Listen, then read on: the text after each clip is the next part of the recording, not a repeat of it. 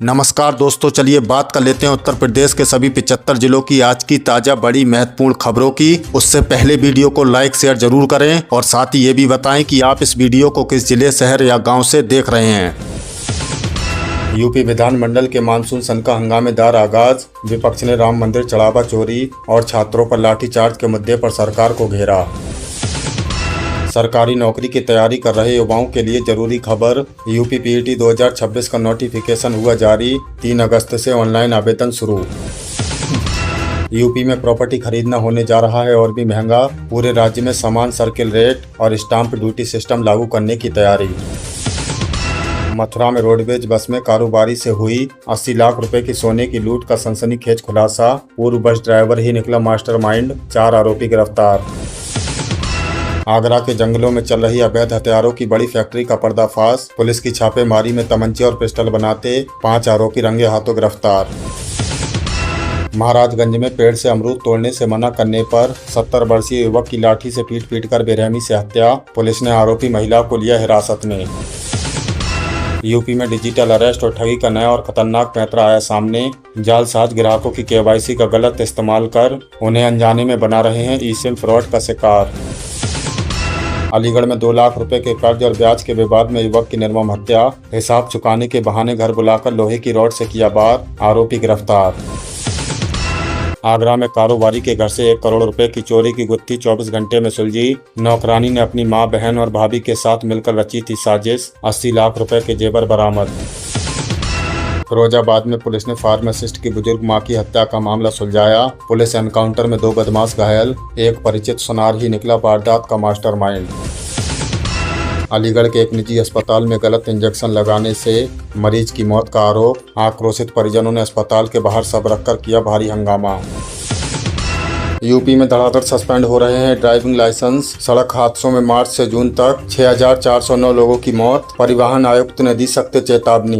दोस्तों, अगर आप यूपी की सड़कों पर गाड़ी चलाते हैं तो सावधान हो जाएं। सड़क सुरक्षा नियमों की अनदेखी करने वालों पर अब शिकंजा कसा जा रहा है। 1 मार्च से 30 जून तक प्रदेश के 75 जिलों में 5597 हादसे हुए हैं, जिनमें 6409 लोगों की मौत हो चुकी है। इसी को देखते हुए परिवहन विभाग ने 1026 वाहन चालकों के ड्राइविंग लाइसेंस निलंबित कर दिए हैं। सहारनपुर में सबसे ज्यादा 57, फिरोजाबाद में 53 और कानपुर में 49 लाइसेंस सस्पेंड हुए हैं। परिवहन आयुक्त आशुतोष निरंजन ने अधिकारियों को निर्देश दिया है कि वे प्रतिदिन कम से कम 5 लाइसेंस निलंबित या निरस्त करें।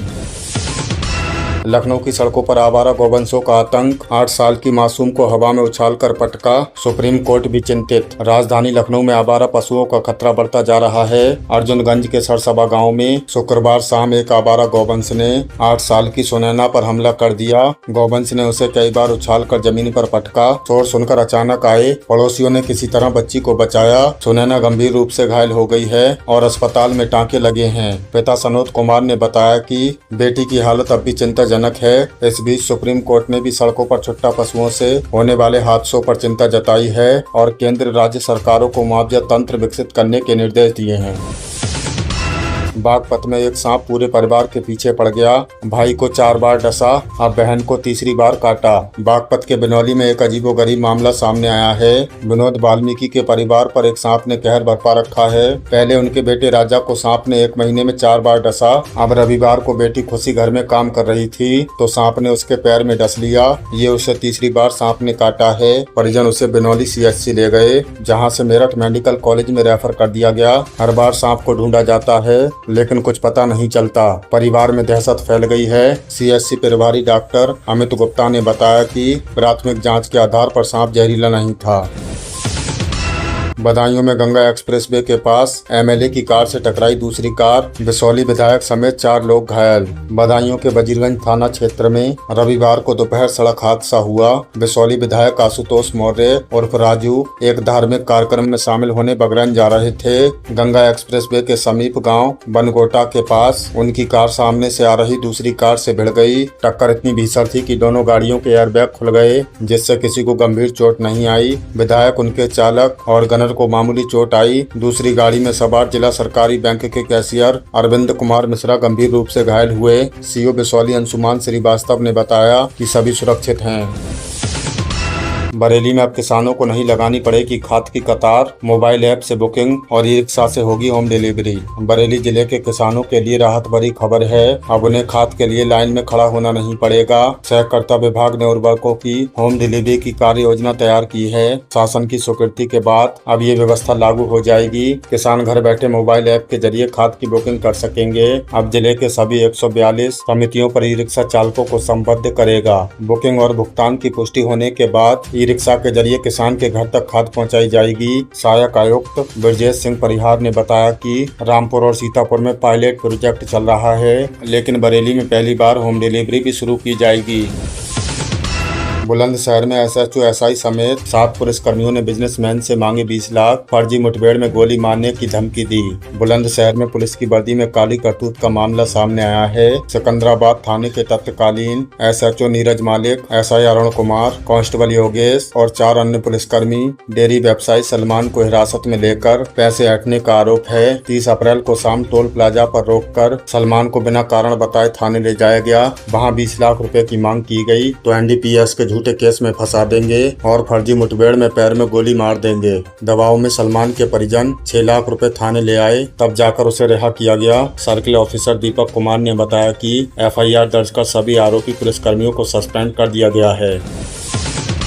शामली में राष्ट्रीय कबड्डी खिलाड़ी मोनू की गोली मारकर हत्या। प्रेम प्रसंग में दोस्त ने ही रची साजिश। शामली में एक दिलदहला देने वाली वारदात हुई है। बागपत के गांव ककड़ीपुर निवासी राष्ट्रीय स्तर के कबड्डी खिलाड़ी मोनू उर्फ गुल्लू की गोली मारकर हत्या कर दी गई। उम्र महज 22 साल की थी। पुलिस पूछताछ में खुलासा हुआ कि मुख्य आरोपी कार्तिक उसका दोस्त था। कार्तिक की चचेरी बहन से मोनू के संबंध थे, जिसे लेकर परिवार में बेइज्जती महसूस हो रही थी। कार्तिक ने साथियों के साथ मिलकर मोनू को कांदला इलाके के नाला गांव में बुलाया और 2 गोली मारकर हत्या कर शव को गन्ने के खेत में फेंक दिया। पुलिस की तकनीकी जांच और घटना स्थल से मिली 3 चप्पलों के आधार पर 4 घंटे में ही पर्दाफाश कर दिया। कार्तिक और युवती के पिता को गिरफ्तार किया गया है। मेरठ में चल रही थी फर्जी पुलिस चौकी। नकली सीओ दरोगा सिपाही बनकर युवकों से करते थे हनी ट्रैप और वसूली। मेरठ में पुलिस को एक चौंकाने वाले गिरोह का पर्दाफाश हुआ है। थाना बिरहापुरी पुलिस ने एक ऐसे गिरोह को पकड़ा है जो दफ्तर चला रहा था। आरोपी इंस्टाग्राम पर युवती से दोस्ती करते, न्यूड वीडियो कॉल से फांसते और फिर उन्हें फर्जी पुलिस चौकी में बुलाते थे। वहाँ खुद को सीओ दरोगा सिपाही बताने वाले आरोपी गंभीर मुकदमे, जेल वारंट काउंटर का डर दिखाकर मोटी रकम वसूलते थे। राहुल पाल और आकाश को गिरफ्तार किया गया है। उसके पास से बिना नंबर प्लेट की कार, वॉकी टॉकी, पुलिस अधिकारियों के नाम की मोहरें, फर्जी क्राइम रजिस्टर, एफआईआर रजिस्टर और अन्य दस्तावेज बरामद हुए हैं। एसपी सिटी विनायक भोसले ने बताया कि फरार सदस्यों की तलाश तेज है।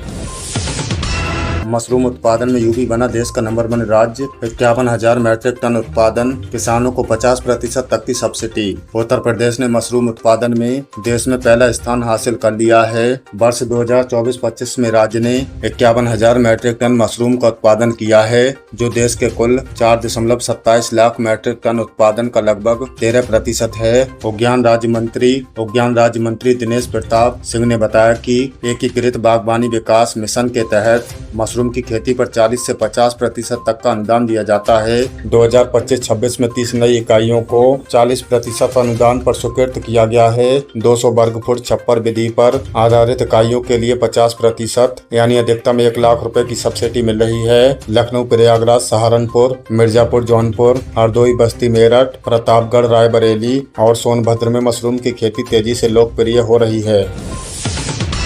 कलियर मेला और रक्षाबंधन पर यूपी से उत्तराखंड के लिए चलेंगी स्पेशल ट्रेनें। देखें पूरा शेड्यूल। रेलवे ने कलियर मेला और रक्षाबंधन पर्व को देखते हुए विशेष ट्रेनों की व्यवस्था की है। 22 से 31 अगस्त तक बरेली रुड़की के बीच 2 जोड़ी अनारक्षित मेला स्पेशल ट्रेनें चलेंगी। 04321 सुबह 7:20 पर बरेली से चलकर दोपहर 2 बजे रुड़की पहुंचेगी, जबकि 04319 सुबह 10:40 से चलकर शाम 5:15 तक रुड़की पहुंचेगी। वापसी में 04322 दोपहर 12:30 बजे और 04320 शाम 6:20 पर रुड़की से चलेगी।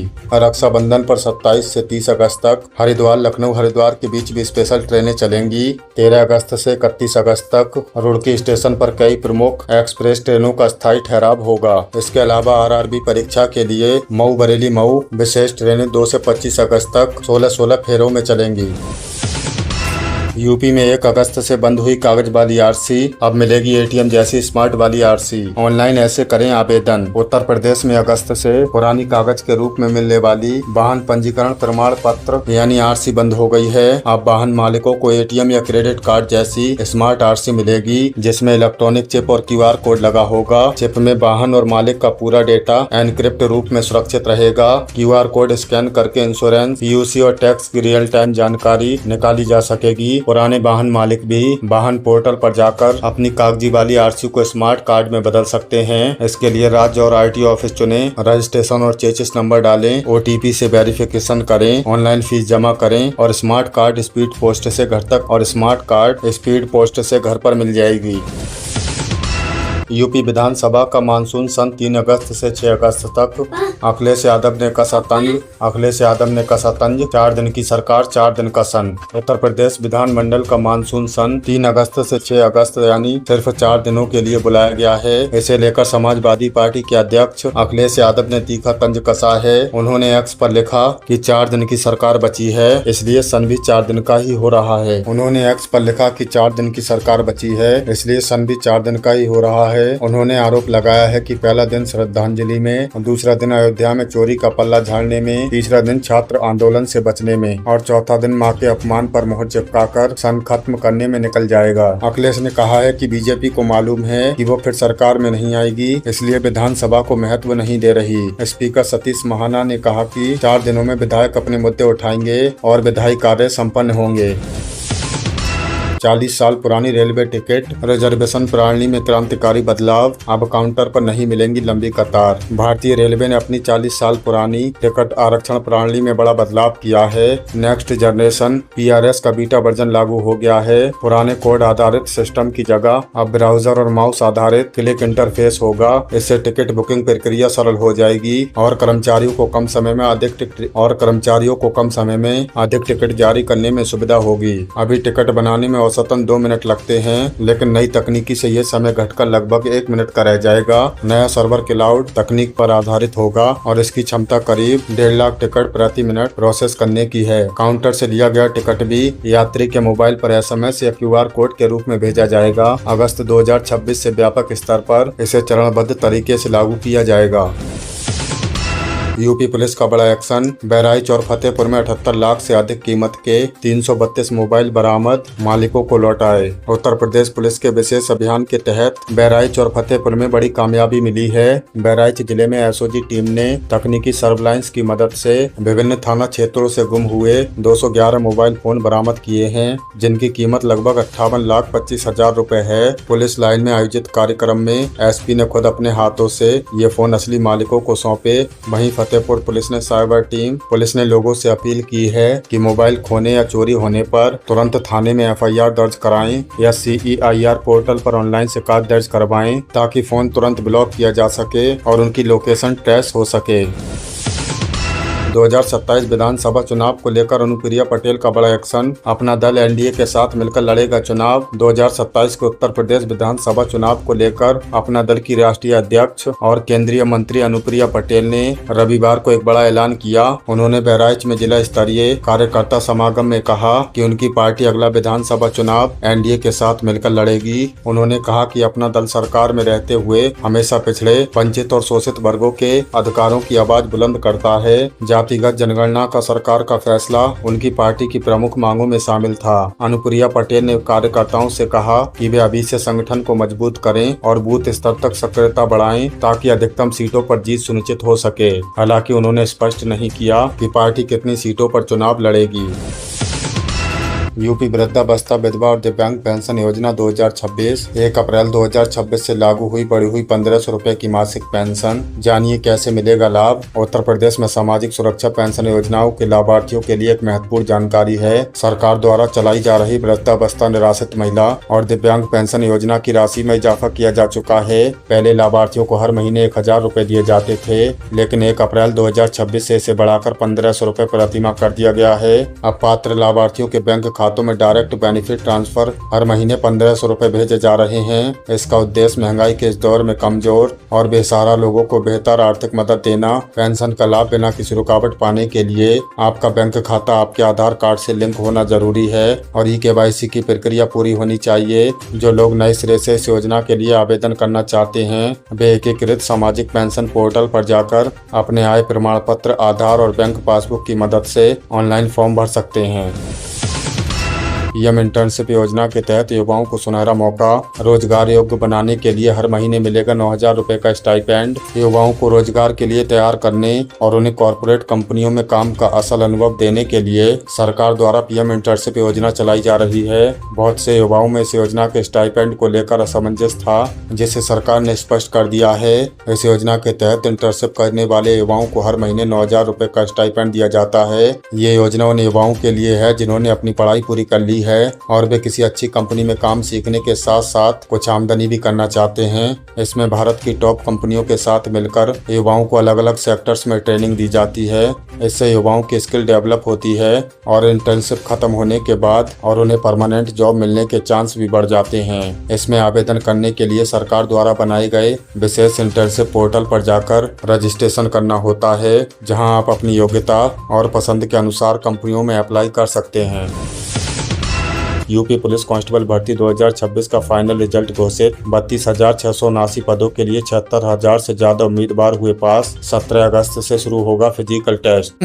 उत्तर प्रदेश पुलिस भर्ती एवं प्रोन्नति बोर्ड ने 31 जुलाई 2026 को कांस्टेबल भर्ती परीक्षा का रिजल्ट जारी कर दिया है। ये परीक्षा 8, 9 और 10 जून 2026 को आयोजित की जाएगी। इस भर्ती अभियान के तहत नागरिक पुलिस और PSC में कुल 32,679 पद भरे जाने हैं। आधिकारिक आंकड़ों के अनुसार परीक्षा में बैठे 21 लाख से अधिक उम्मीदवारों में से 76,184 उम्मीदवारों को अगले चरण यानी डॉक्यूमेंट वेरिफिकेशन और शारीरिक मानक परीक्षण के लिए शॉर्टलिस्ट किया जाएगा। ये संख्या कुल भर्तियों की तुलना में लगभग 2.33 गुना है। शॉर्टलिस्ट किए गए उम्मीदवारों का फिजिकल टेस्ट 17 अगस्त 2026 से शुरू होने जा रहा है। अगर आपने भी ये परीक्षा दी थी तो बोर्ड की ऑफिशियल वेबसाइट पर जाकर अपना रिजल्ट, PDF, स्कोर कार्ड और कट ऑफ मार्क्स चेक कर सकते हैं। रिजल्ट के साथ ही फाइनल आंसर की भी वेबसाइट पर अपलोड कर दी जाएगी।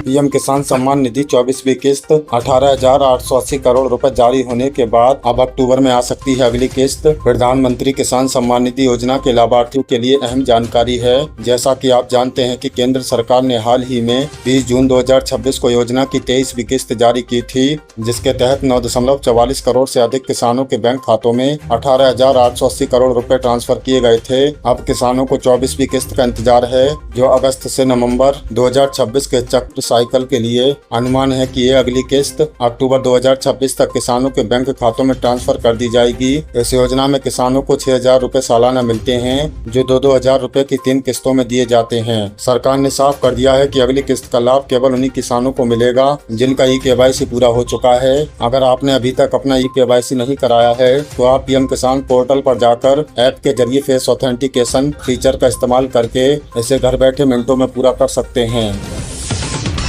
रेहड़ी पटरी और छोटे दुकानदारों के लिए बिना गारंटी का लोन। पीएम स्वनिधि योजना के तहत पाएं 50,000 रुपए की आर्थिक मदद, साथ ही कैशबैक का भी मौका। सड़क किनारे रेहड़ी पटरी लगाने वाले, फल सब्जी बेचने वाले और छोटे दुकानदारों के लिए केंद्र सरकार की पीएम स्वनिधि योजना एक बहुत ही काम की और हमेशा चालू रहने वाली योजना है। इसका मुख्य उद्देश्य छोटे कारोबारियों को अपना काम सुचारू रूप से चलाने और उसे आगे बढ़ाने के लिए बिना गारंटी के आसानी से लोन मुहैया कराना है। इस योजना के तहत पहली बार में दुकानदार को 10,000 रुपए का वर्किंग कैपिटल लोन दिया जाता है अगर लाभार्थी इस लोन की किस्तों को समय पर चुका देता है, और दूसरी बार में 50,000 रुपए तक का लोन मिल सकता है। सबसे अच्छी बात यह है कि समय पर लोन चुकाने वाले लाभार्थियों के बैंक खातों में 7% सालाना की ब्याज सब्सिडी सीधे ट्रांसफर की जाती है। इसके अलावा जो दुकानदार डिजिटल लेन देन जैसे UPI, पेटीएम, फोन पे का इस्तेमाल करते हैं, उन्हें हर महीने 100 रुपए का कैशबैक भी मिलता है। योजना का लाभ लेने के लिए आपके पास स्थानीय नगर निगम या पालिका द्वारा जारी किया गया वेडिंग सर्टिफिकेट या पहचान पत्र होना जरूरी है। यूपी के छात्र छात्राओं के लिए डिजिटल पढ़ाई की सुविधा। स्वामी विवेकानंद युवा शक्तिकरण योजना के तहत फ्री स्मार्टफोन और टैबलेट का वितरण। आज के समय में ऑनलाइन पढ़ाई और नौकरी की तलाश के लिए इंटरनेट और स्मार्टफोन डिवाइस होना बहुत जरूरी है। उत्तर प्रदेश सरकार की स्वामी विवेकानंद युवा शक्तिकरण योजना, जिसे आमतौर पर फ्री टैबलेट स्मार्टफोन योजना कहा जाता है, इसी मकसद से चलाई जा रही ये योजना प्रदेश के उन सभी छात्र छात्राओं के लिए हमेशा खुली रहती है। पोस्ट ग्रेजुएशन, डिप्लोमा, ITI या किसी स्किल डेवलपमेंट कोर्स में पढ़ाई कर रहे हैं। इस योजना की सबसे खास बात यह है कि इसके लिए छात्रों को किसी भी जनसेवा केंद्र या वेबसाइट पर जाकर खुद से कोई ऑनलाइन रजिस्ट्रेशन नहीं करना होता है। ये पूरी प्रक्रिया डिजिटल पोर्टल के माध्यम से होती है। आप जिस भी कॉलेज या यूनिवर्सिटी में पढ़ रहे हैं, वहाँ का प्रशासन ही आपका डेटा पोर्टल पर अपलोड करता है। इसके बाद सरकार द्वारा जिलेवार स्मार्टफोन, टैबलेट सीधे शिक्षण संस्थानों में भेजे जाते हैं, जहाँ से इन्हें छात्रों को बांटा जाता है। अगर आप भी किसी कोर्स में दाखिला ले चुके हैं तो अपने कॉलेज प्रशासन से संपर्क करके सुनिश्चित कर लें कि आपका डाटा पोर्टल पर अपलोड हो गया है या नहीं।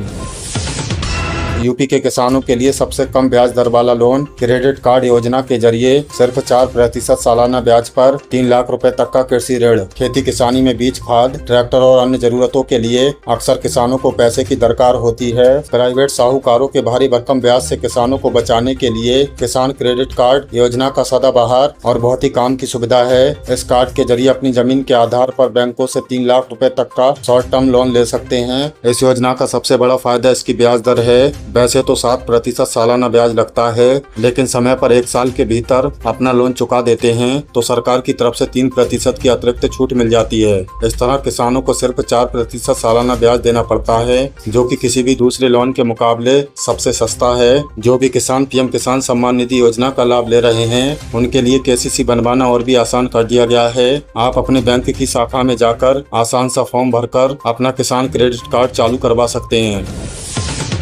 मुख्यमंत्री कन्या सुमंगला योजना 2026 बेटियों के जन्म से लेकर शिक्षा के लिए 25,000 रुपए की आर्थिक सहायता। जानिए सही नियम। उत्तर प्रदेश की मुख्यमंत्री कन्या सुमंगला योजना को लेकर लोगों में अक्सर एक गलतफहमी रहती है कि ये योजना बेटी की शादी के लिए है, लेकिन हम आपको स्पष्ट कर दें कि ये योजना बेटी की शादी के लिए नहीं, स्वास्थ्य और उसकी उच्च शिक्षा के लिए बनाई गई है। इस योजना के तहत एक बेटी को जन्म से लेकर उसके ग्रेजुएशन या डिप्लोमा में एडमिशन लेने तक कुल 6 अलग अलग किस्तों में 25,000 रुपए की आर्थिक सहायता दी जाती है। पहले ये रकम 15,000 रुपए थी, जिसे हाल ही में बढ़ा दिया गया है। जब बेटी का जन्म होता है तब टीकाकरण के समय और फिर अलग अलग कक्षाओं जैसे कक्षा 1, 6, 9 और ग्रेजुएशन में प्रवेश के समय बाकी किस्तें दी जाती हैं। इस योजना का लाभ परिवार की अधिकतम 2 बेटियों को मिल सकता है। आवेदन के लिए परिवार की वार्षिक आय 3 लाख रुपए से कम होनी चाहिए। इच्छुक माता पिता महिला एवं बाल विकास के पोर्टल पर जाकर ऑनलाइन आवेदन कर सकते हैं। तो दोस्तों, ये थी उत्तर प्रदेश की आज की ताजा बड़ी महत्वपूर्ण खबरें। इनमें से आपको कौन सी खबर सबसे ज्यादा महत्वपूर्ण लगी, कमेंट में जरूर बताएं। वीडियो अच्छी लगी तो वीडियो को लाइक कर दें और चैनल पर नए तो प्लीज चैनल को सब्सक्राइब कर लें। हमारे इस चैनल पर आपको उत्तर प्रदेश से जुड़ी सभी ताजा अपडेट मिलती रहेंगी। मिलते हैं अगली किसी वीडियो में नई खबरों के साथ। तब तक के लिए धन्यवाद।